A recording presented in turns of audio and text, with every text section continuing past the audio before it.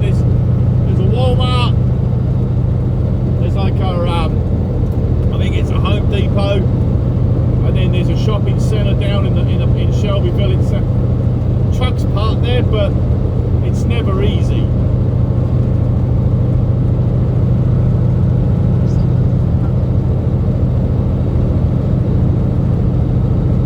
So I have to think about what I'm doing, see, and I have to plan my journey, and I have to say to myself,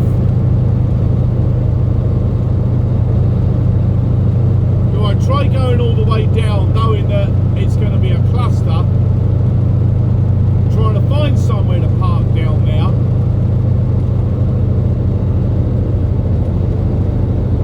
or do I stay up there at like Franklin, Kentucky on 65, knowing that I can park there and leave out again at midnight? You see what I mean?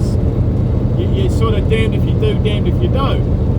You know, I can't get close enough to the place, so that doesn't really make a difference, because it's not like I can be on their doorstep. So I have to think about what I'm doing, and I'm like, I might just go all the way to Franklin instead. It's a little bit out of route, but I know I can park there. There's the Flying J, and then there's two pilots there.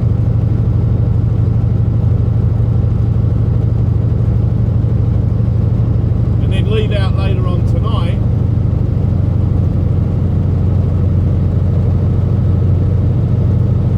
And I think I'll be at like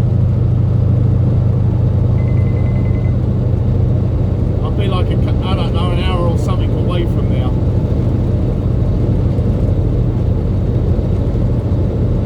Maybe an hour and a half away from there.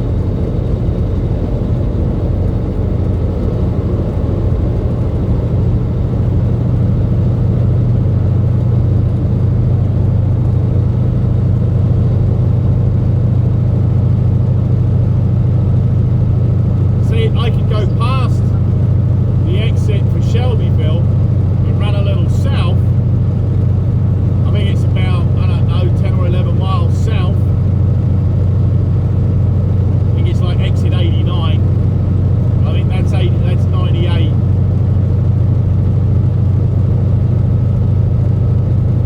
think it's about 10 miles south, and there's a Love's down there, but there's a Shell station as well. And the Shell station is freaking awesome. And I could sort of run south at, 11 miles, to then come back that 11 miles. I went out around again, because I can sort of normally get a parking spot there. And then get up in the morning, but that's still like an hour's run from there. I think it's about an hour.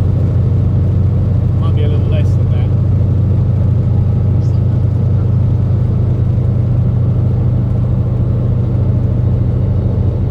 It's you've sort of got to think to yourself, what do I want to do? Do I stay out of town, way out of town, and I'm still I don't know how many miles short I'd be, or how many more miles left to go. So like this wants me to drop now. So it wants me to pick up 31E, drop south on 31E, and then pick up 231 and run 231 south, and that'll drop me down 11 on Tennessee. But I know that pilot there is a pain in the booty. I know the pilot at Murphy, I think it's Murfreesboro, in the 98, that's a pain in the booty.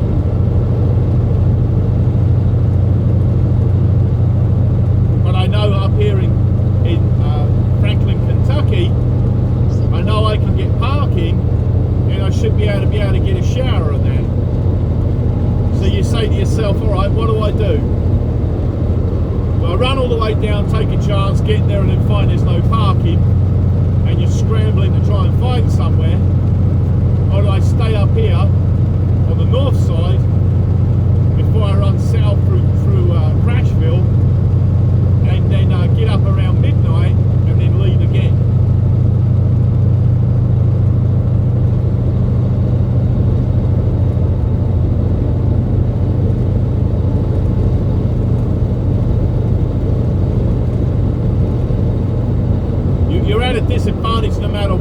like, because it's I've got to get there for like a 3 o'clock appointment.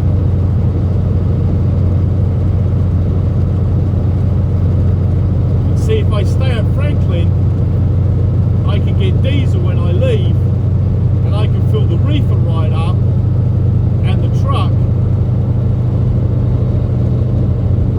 So I'm full of diesel on both ends, and I can do that at the pilot down there at Murfreesboro. But like I say, it's hit and miss.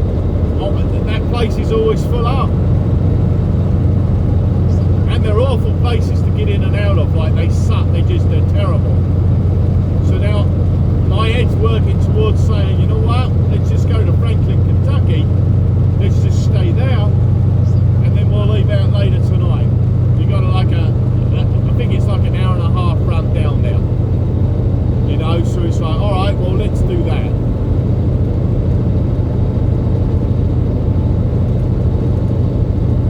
Because it's telling me I'll be there at 2:27. So I got 2 hours left to go, is what it's saying.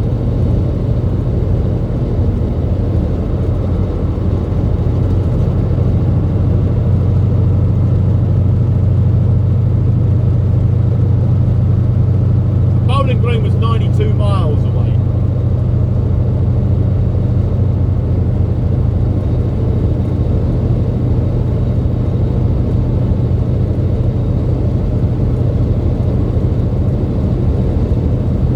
See, and I fell asleep back there when I was doing my stuff. I fell asleep because I was tired. And then I woke up 3 hours later with a headache, and I'm like, that's not good. Yes.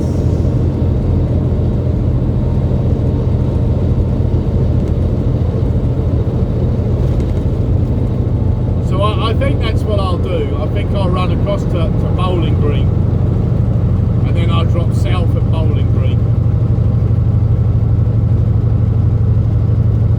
I mean, that's a lot easier.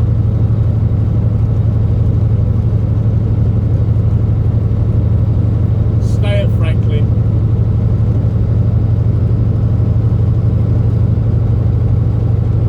Know that I should be able to park up there.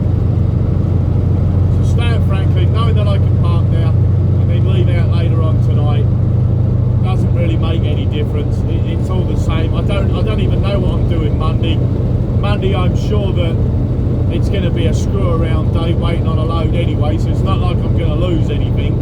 I can already see that's going to happen.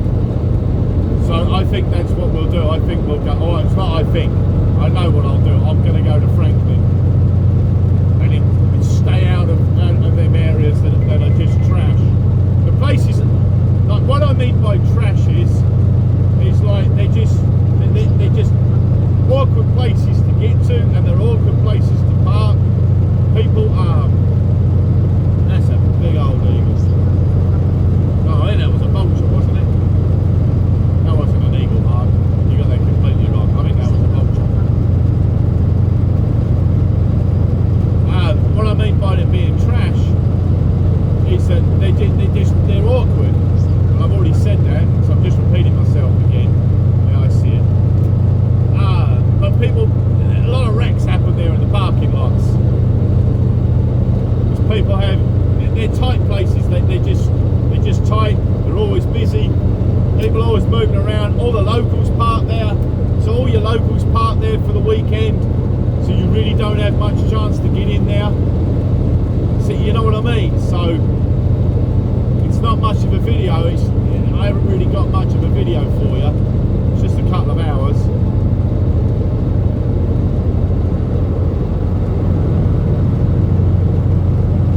It's better than nothing. I only did it because I wanted you to see the colours as we're coming down through here. I just think the colours are awesome. Man, I'm glad it stopped raining.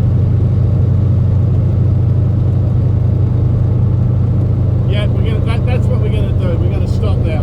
Yep.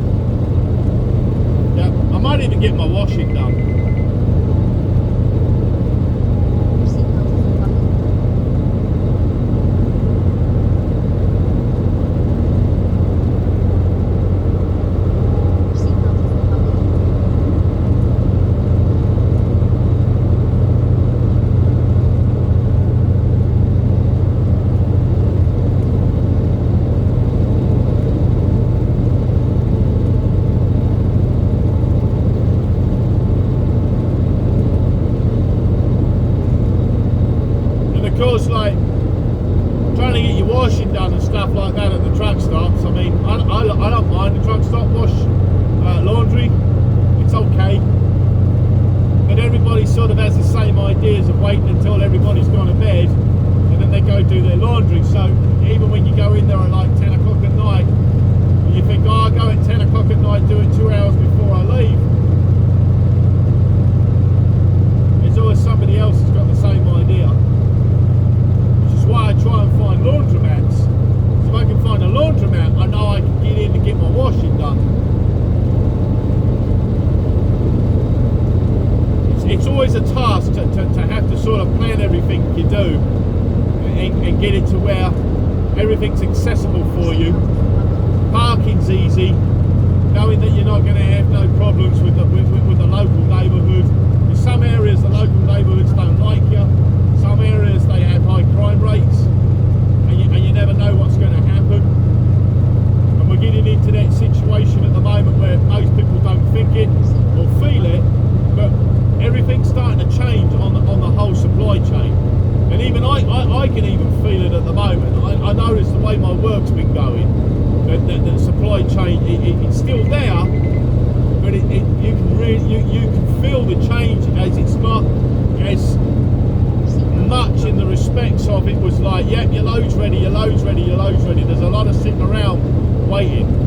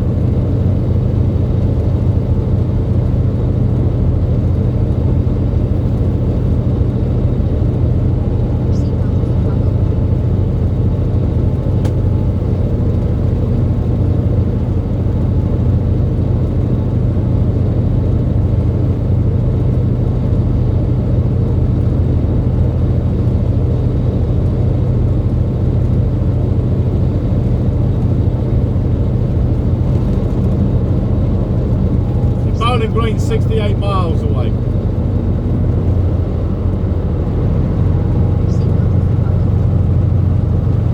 So it's an extra 33 miles from Glasgow. So where Glasgow is, and I would have to turn south, I would run another 33 miles across the 65 and then run 65 south. So it's going to put extra time on, but we'll figure it out.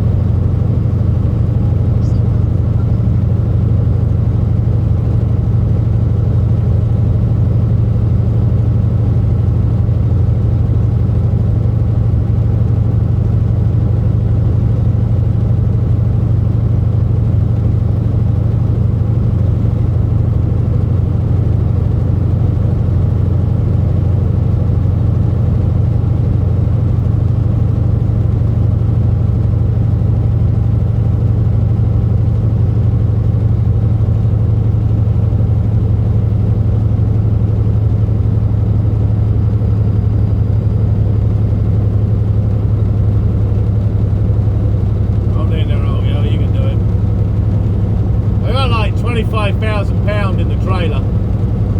So I'm like, what's that, 30, 45, I'm like £60,000 gross. Oh, not good. I'm like £60,000 gross.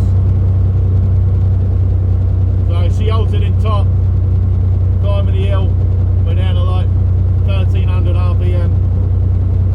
We're just about 55 mile an hour.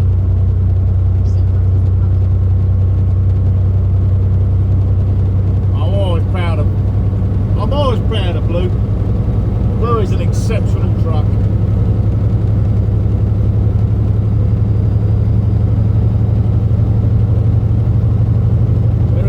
There's many other trucks that are way more fancy and shiny than mine, but I've never give her up for her, man, because she doesn't, her performance is insane.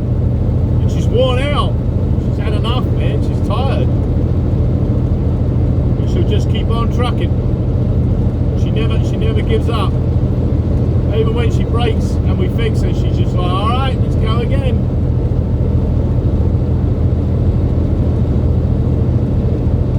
I just sometimes wish I wish I had the ability to rebuild her like she was brand new again.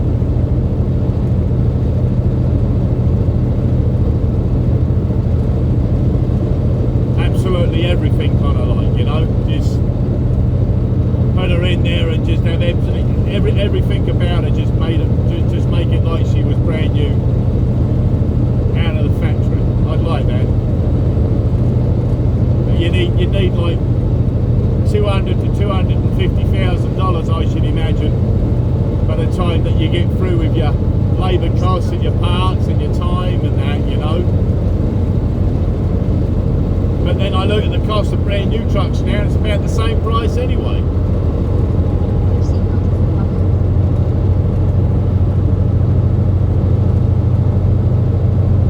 If I rebuild, I always wondered about rebuilding her. Excuse me, frog in my throat. I always wondered about rebuilding her, and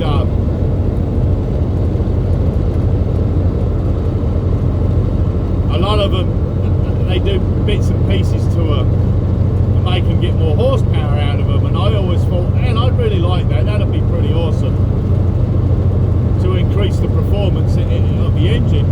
But then I found out afterwards that when you do that, same car again, when you do that, that's a lot more stress on the old girl. And I thought, well, I'm only at 435 in horsepower. I don't even know if I'm putting that to the back wheels or not. But that's what I am. I'm just at 435 horses, and I can push this out to 550. But for 435, I think she performs well, and I don't really think there would be any reason to change her. There's no point in me putting bigger injectors in and changing the cam on it and that, and just leave it as it is. I'd like to have 700-800 horsepower. It sounds awesome. It just wouldn't be worth my time. It would be a waste of time. The only advantage of that, from what I understand, and I'm very heavy on my right foot, and I suck for that. But the only thing I understand about it is it will gain you fuel. I believe if I understand, if you do a tune right and an engine built right, you're gaining fuel. So you might, that would be the only advantage, would be gaining to get like 6.5 to 7 instead of 5 to 5.5.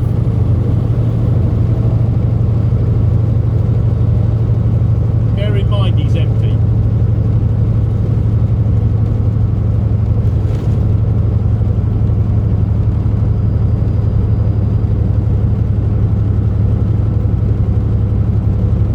So I always think about that. It's like, I'd like that. Like I said, you need like $250,000, man.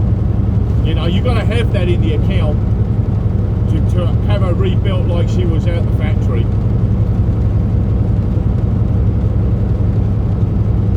Because I mean, you're gutting everything. I mean, you're starting all over again. You just every single piece on her would have to be brand new, like, you know.